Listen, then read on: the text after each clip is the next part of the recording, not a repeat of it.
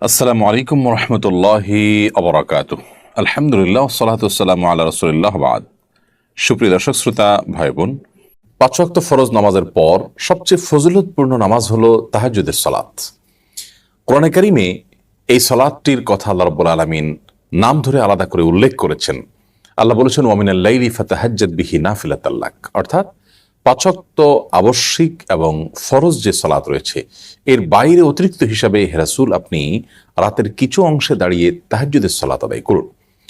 বান্দা আল্লাহ রাব্বুল আলামিনের খুব বেশি নৈকট্য লাভ করতে পারে, কাছাকাছি যেতে পারে তাহাজ্জুদের সময় অর্থাৎ ভোর রাতে, এবং তাহাজ্জুদের সালাতের মাধ্যমে ওই সময়টাতে দোয়া করার মাধ্যমে আল্লাহ রাব্বুল আলামিনের কাছ থেকে বান্দা তার যে কোনো চাওয়াকে পেশ করার সবচাইতে সুবর্ণ সুযোগ হিসেবে গ্রহণ করতে পারে। তাহাজ্জুদের সালাত নিয়ে আমাদের অনেকেরই জিজ্ঞাসা যে তাহাজ্জুদের সালাত কিভাবে আদায় করতে হয় এবং কখন আদায় করতে হয়, সন্ধ্যা রাতে আদায় করলে তাহাজ্জুদ আদায় হবে কিনা। তো এসব প্রশ্ন উত্তর আমরা আজ দিতে চাই। প্রথম কথা হলো যে তাহাজ্জুদ এই শব্দটির অর্থই হলো ঘুম থেকে উঠে যে সালাত আদায় করতে হয় সেই সালাত। যদিও কেউ সন্ধ্যা রাতে অর্থাৎ এশার সালাত আদায় করার পর যদি কোনো সালাত আদায় করেন তাহলে সেটিও এক প্রকারের তাহাজ্জুদ বলা যায়, অর্থাৎ সেটি সাধারণত কিয়ামুল লাইলের মধ্যে পড়ে। নবী করিম সাল্লাল্লাহু আলাইহি সাল্লাম এক্ষেত্রে দুটি শব্দ ব্যবহার করেছেন, একটা হলো কিয়ামুল লাইল আর একটি হলো তাহাজ্জুদ। তো কিয়ামুল লাইল বা রাত জেগে সালাত আদায় সেটা কিন্তু রাতের শুরুতে অর্থাৎ এশার সালাতের পর থেকে নিয়ে যে কোনো সময় কিংবা রাতের শেষ ভাগে ফজরের আগ মুহূর্ত পর্যন্ত যে কোনো সময় সালাত আদায় করুক না কেন, পুরো সালাতটাই সবগুলোকেই সাধারণভাবে কিয়ামুল লাইল বলা হয়। অতএব যদি কেউ এশার নামাজের পর 2 রাকাত অথবা 2 রাকাত 2 রাকাত করে 4 রাকাত কিংবা 6 রাকাত কিংবা 8 রাকাত সালাত আদায় করেন তাহলে তিনিও রাতে দাঁড়িয়ে সালাত আদায়কারীদের কাতারে শামিল হলেন, সেটাও এক প্রকারের তাহাজ্জুদ হলো। যদিও মূল তাহাজ্জুদ বা তাহাজ্জুদ শব্দের যে অর্থ সেটি আক্ষরিক অর্থে বাস্তবায়িত হবে তখন যদি সেটা ভোর রাতে আদায় করা, রাতের শেষ প্রহরে আদায় করা হয় এবং একটু ঘুমিয়ে উঠে তারপর আদায় করা হয়, তাহলে সেক্ষেত্রে সেটিকে বলা হবে তাহাজ্জুদ। নবী করিম সাল্লাল্লাহু আলাইহি সাল্লাম সাধারণত তাহাজ্জুদের সালাত কখনো ছাড়তেন না, এবং অনেক ইমামগণের তাহাজ্জুদ প্রসঙ্গে মন্তব্য হলো যে কেউ আল্লাহ রাব্বুল আলামিনের খুব প্রিয় পাত্র হবেন অথচ তিনি ভোর রাতে আল্লাহর সাথে কানাঘুষা করবেন না, কথা বলবেন না, সালাত আদায় করবেন না, দোয়া করবেন না, এটি কোশ্চেন কালেও হতে পারে না। আজকাল নানা কারণে আমাদের জন্য তাহাজ্জুদ বেশ কঠিন হয়ে গেছে। অন্তত আমরা রাতের প্রথম প্রহরে এশার পরে 2 রাকাত বা 4 রাকাত সালাতও যদি আমরা কিয়ামুল লাইলের নিয়তে পড়ি সেটাও ইনশাআল্লাহ বিইذনিল্লাহ মানে এক প্রকারের তাহাজ্জুদ, অর্থাৎ আক্ষরিক অর্থে না হলেও তাহাজ্জুদটা যেহেতু কিয়ামুল লাইলের ক্যাটাগরির সালাত তো সেই হিসাবে এটাও কিয়ামুল লাইল হিসাবে গণ্য হবে ইনশাআল্লাহ বিইذনিল্লাহ। অন্তত এই মানে প্রথম শ্রেণীর না হলেও শেষ শ্রেণীর এই কিয়ামুল লাইলটা অন্তত আমাদের আদায় করার চেষ্টা করা উচিত। তাহাজ্জুদের সালাতটা কি আমরা নফলের নিয়তে করব নাকি সুন্নতের নিয়তে করব? এর উত্তর হলো যে কোনো নিয়ত করলেই আপনার সালাত আদায় হয়ে যাবে। মূলত তাহাজ্জুদ এটি নবী করিম সাল্লাল্লাহু আলাইহি সাল্লাম এটি আদায় করতেন নিয়মিত, অতএব এটি সুন্নাহ একটি নামাজ, সুন্নত নামাজ বলা যেতে পারে। আবার ফরজ সালাতের অতিরিক্ত হিসাবে যত সুন্নত আছে সবগুলোকে এক ধরনের এক্সট্রা নামাজ বলা যায়, কিন্তু আমরা সাধারণত নফল বলতে বুঝি হলো সুন্নতেরও বাইরে যেটা মানুষ একান্ত নিজের ইচ্ছায় পড়ে সেটি। অতএব ওই বিবেচনায় আমরা বলতে পারি তাহাজ্জুদের নামাজটা মূলত সুন্নত নামাজ, যেহেতু নবী সাল্লাল্লাহু আলাইহি সাল্লাম পড়তে বলেছেন বিধায় এটি সুন্নাহ, তার অনুসরণ আমরা করছি সেজন্য এটি সুন্নত নামাজ বলবো। আবার ফরজের বাইরে এক্সট্রা সেই হিসাবে এটাকে নফল বলা যায়, কিন্তু নফল বলার চাইতে সুন্নাহ বলাটা অধিকতর আমাদের বুঝতে সুবিধা হয়, সেজন্য আমরা এটাকে সুন্নাত নামাজ বলবো, কিন্তু নফল নিয়ত করলেও আদায় হয়ে যাবে ইনশাআল্লাহ বিইذনিল্লাহ। তাহাজ্জুদের নামাজ পড়ার পদ্ধতি কি? আমরা এটা নিয়ে অনেক ধোঁয়াশার মধ্যে থাকি। আমরা মনে করি যে প্রথম রাকাতে সুনির্দিষ্ট করে একটা সূরা এতবার পড়তে হবে, দ্বিতীয় রাকাতে অমুক সূরা এতবার পড়তে হবে। মূলত তাহাজ্জুদের নামাজ অন্য 10টা নামাজের মতো, এর বিশেষ কোনো নিয়ম নাই। তবে হ্যাঁ, নবী সাল্লাল্লাহু আলাইহি ওয়াসাল্লামের হাদিস রয়েছে সালাতুল লাইলি ওয়ান নাহারি মাসনা মাসনা, রাত এবং দিনের এই নফল বা এক্সট্রা নামাজগুলো 2 রাকাত 2 রাকাত করে আদায় করতে হয়। বিধায় আমরা তাহাজ্জুদের সালাত 2 রাকাত 2 রাকাত করে আদায় করবো, এটাই হলো উত্তম। আর এই 2 রাকাত 2 রাকাত করে যে আদায় করব সেটা অন্য সাধারণ নামাজের মতোই আমরা পড়বো। অন্য সালাতগুলো যেরকম পড়ি, হাত বাঁধার পর আমরা দোয়া ইস্তেফতাহ বা সানা পাঠ করার পর সূরা ফাতিহা, সূরা ফাতিহার পরে যে কোনো সূরা আমরা মিলাতে পারি, যে কোনো সূরা মিলাতে পারি, এবং যত লম্বা সূরা পড়তে পারি তত উত্তম, যত সময় নিয়ে যত ধীরে ধীরে পড়তে পারি ততই ভালো। এরপর আমরা রুকু সিজদা করে দ্বিতীয় রাকাতে দাঁড়িয়ে সূরা ফাতিহার পরে আবার যে কোনো সূরা আমরা পাঠ করতে পারি। প্রথম রাকাতে অমুক সূরা এতবার, দ্বিতীয় রাকাতে তমুক সূরা এতবার, এরকম কোনো নির্দিষ্ট কোনো সূরাও নেই, নির্দিষ্ট কোনো সংখ্যাও নেই, এগুলো নেহায়েতই আমাদের বানানো।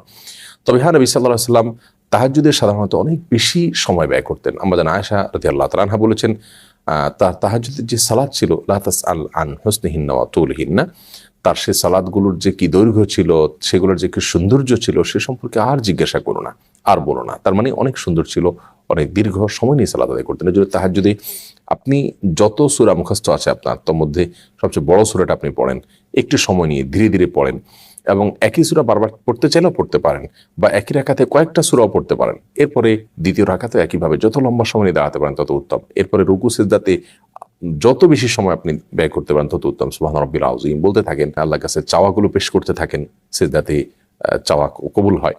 অতএব আপনি লম্বা সময় নিয়ে তাহাজ্জুদ পড়ার চেষ্টা করবেন। এটাই হলো তাহাজ্জুদের সালাতের নিয়ম। এটার জন্য আলাদা কোনো নিয়ম নেই, আলাদা কোনো সূরা কেরাত নির্দিষ্ট করা নেই। তাহাজ্জুদের সালাত সর্বনিম্ন 2 রাকাত, আর নবী করিম সাল্লাল্লাহু আলাইহি ওয়াসাল্লাম সাধারণত 8 রাকাত পর্যন্ত পড়েছেন বলে আমাদের আয়েশা রাদিয়াল্লাহু হাদিস থেকে আমরা জানতে পারি। অতএব সংখ্যার বৃদ্ধি না করার চেষ্টা করার চাইতে তাহাজ্জুদের কোয়ালিটিটা আমরা বৃদ্ধি করা এবং সময় বেশি নিয়ে করার চেষ্টা করব, সে সাথে দোয়াও করব আল্লাহ তাআলার কাছে খুব বেশি থেকে বেশি। অতএব খোলাসা কথা হলো, তাহাজ্জুদ এটি মূলত সুন্নত নামাজ। আমরা সুন্নত নামাজের নিয়ত করেই পড়বো, নফল নামাজ নিয়ত করলেও হয়ে যাবে। আর তাহাজ্জুদ এটি মূলত ভোর রাতে ঘুম থেকে উঠে পড়তে হয়, রাতের শেষ প্রহরে। যদি কেউ এশার পরে বিতরের আগে 2 রাকাত করে আদায় করে, যে ভোর রাতে পড়তে পারবো কি পারবো না এই চিন্তা থেকে, তাহলে তাতেও আদায় হয়ে যাবে। আর যদি কেউ সন্ধ্যার রাত্রে 2 রাকাত করে পড়েছেন, এরপরে বিতির পড়েছেন, আবার ভোর রাতে উঠার তার তৌফিক হয়ে গেছে, তাহলে তিনি তাহাজ্জুদ পড়তে পারেন ভোর রাতে, কোনো অসুবিধা নেই। বিতির পড়ে ফেললে আর যে পড়া যাবে না ব্যাপারটা সেরকম না। যদিও সাধারণ অবস্থাতে ভোর রাতে উঠার সমূহ সম্ভাবনা থাকলে বিতির না পড়ে ভোর রাতের জন্য রেখে দেওয়াটা উত্তম। আর আমি উঠবো কি উঠবো না, উঠতে পারি কি পারি না, এটা নিয়ে সন্দেহ থাকলে বিতির পড়ে তারপর আমরা শুয়ে যাবে, উঠার তৌফিক হলে আবার তাহাজ্জুদ আমরা পড়তে পারবো। আল্লাহ রাব্বুল আলামিন আমাদেরকে আমাদের যে বর্তমান লাইফস্টাইল আছে, যে লাইফস্টাইলে আমরা রাতে অনেক দেরিতে শোয়ার বদভ্যাস আমাদের হয়ে গেছে গোটা সমাজে, এখান থেকে বেরিয়ে এসে রাতে দ্রুত শুয়ে এবং ভোর রাতে উঠে তাহাজ্জুদের সালাত এবং আল্লাহর কাছে দোয়ায় মনোনিবেশ করার তৌফিক দান করুন। নফল এবং সুন্নত এই উভয় ধরনের নামাজ এক, নাকি নফল এক জিনিস আর সুন্নত আরেক জিনিস? অনেকে এই প্রশ্নটা করে থাকেন। নফল শব্দের অর্থ হলো অতিরিক্ত, এক্সট্রা। আর সুন্নত বলা হয় যে আমলটি রাসূল আকরাম সাল্লাল্লাহু আলাইহি সাল্লাম করেছেন অথবা করার নির্দেশ দিয়েছেন, সেটা হলো সুন্নাত। তো ফরজ বা বাধ্যতামূলক অপরিহার্য যে আমল বা করণীয় আছে, সেগুলো বাদে যেগুলো এক্সট্রা আমল আছে সবগুলাই কি নফল। আর রাসূল আকরাম সাল্লাল্লাহু আলাইহি ওয়াসাল্লাম করেছেন অথবা করতে বলেছেন, সেগুলো সবগুলা সুন্নাত।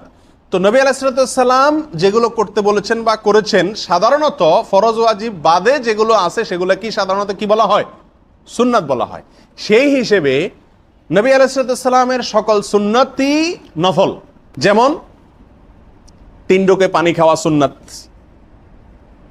ফরজ নামাজের আগে পরে 2 রাকাত 4 রাকাত যে নামাজগুলো আছে সুন্নাতে মুআক্কাদা বা সুন্নাতে সুনানে জায়েদা, এগুলো সবগুলা কি সুন্নাত। এগুলো সব ফরজের এক্সট্রা, অতিরিক্ত।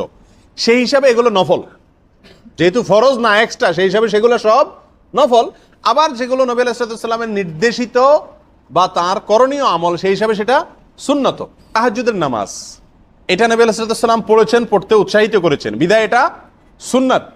একই সঙ্গে সেটা আবার কিও নফলও। নফল মানে কি এক্সট্রা, এটা সুন্নত আবার নফলও। আবার কিছু আমল আছে যে আমলগুলো রাসূল আকরাম সাল্লাল্লাহু আলাইহি সাল্লাম নির্দেশ করেননি অথবা তিনি করেননি, অথচ সে আমলটি আমি করছি এক্সট্রা হিসাবে। যেমন কথার কথা, এখন জোহরের নামাজ হয়ে গেল আরো 1 ঘন্টা আগে, আপনার এখন মনে চাইলো যে আমি একটু আল্লাহর কাছে দোয়া করি। তো এই সময় দোয়া করার জন্য কোনো নির্দেশ কোরআন হাদিসে বলা হয় না, আপনার মনে চাইছে তাই আপনি করছেন, তাহলে আপনার এই দোয়াটা নফল, এক্সট্রা, সুন্নাত নয়। আপনার এখন মনে চাইলো আমি একটু কোরআন তেলাওয়াত করি, তো করলেন। এই সময় কোরআন তেলাওয়াত করতে হবে এমন কোনো কথা নবী সাল্লাল্লাহু আলাইহি সাল্লাম বলে যান নাই, বিধায় এটা সুন্নাত না, কিন্তু কি নফল। আপনি এটাকে জরুরি মনে না করে নিজে থেকে পড়লেন, সেই হিসাবে এটা নফল হবে, এক্সট্রা হবে। এখন আপনি 2 রাকাত নামাজ পড়লেন, এই 2 রাকাত নামাজ কি হবে? নফল বা এক্সট্রা হবে, বাট সুন্নত না, কারণ নবী সাল্লাল্লাহু আলাইহি ওয়াসাল্লাম কি করেন না, নির্দেশ করেন নাই। এটা কিন্তু আপনি সুন্নত না মনে করেন, এই টাইমে পড়ার বিশেষ কোনো ফজিলত মনে না করে এমনি আপনি মনে চাইলো পড়লেন 2 রাকাত নফল নামাজ, সেই হিসাবে এটা কি হবে? শুধুই নফল হবে। আর যদি নবী সাল্লাল্লাহু আলাইহি ওয়াসাল্লামের নির্দেশিত হয় তাহলে সেটা সুন্নত হবে, আবার কি হবে? নফল হবে। তাহলে যত সুন্নত আছে পৃথিবীতে সব সুন্নতে কি নফল। এই অর্থে নফল যে ফরজ ওয়াজিব না। আর যত নফল আছে পৃথিবীতে সব নফল কি না? সুন্নাত না। সব নফলের ভিতরে যেগুলো নবী সাল্লাল্লাহু আলাইহি ওয়াসাল্লাম নির্দেশিত বা তিনি করেছেন সেগুলো সুন্নাত এবং নফল, আর যেগুলো আপনি ঐচ্ছিকভাবে নিজে থেকে করেছেন সেটা হলো কি? নফল। আপনি এখন 500 টাকা দান করলেন, এটা নফল, এটা সুন্নাত নয়। তবে হ্যাঁ, কোনো বিশেষ সময় নবী সাল্লাল্লাহু আলাইহি ওয়াসাল্লাম দান করেছেন, সেই হিসাবে আপনি দান করেছেন, তাহলে সেই দানটা হবে নফলও আবার সুন্নাত।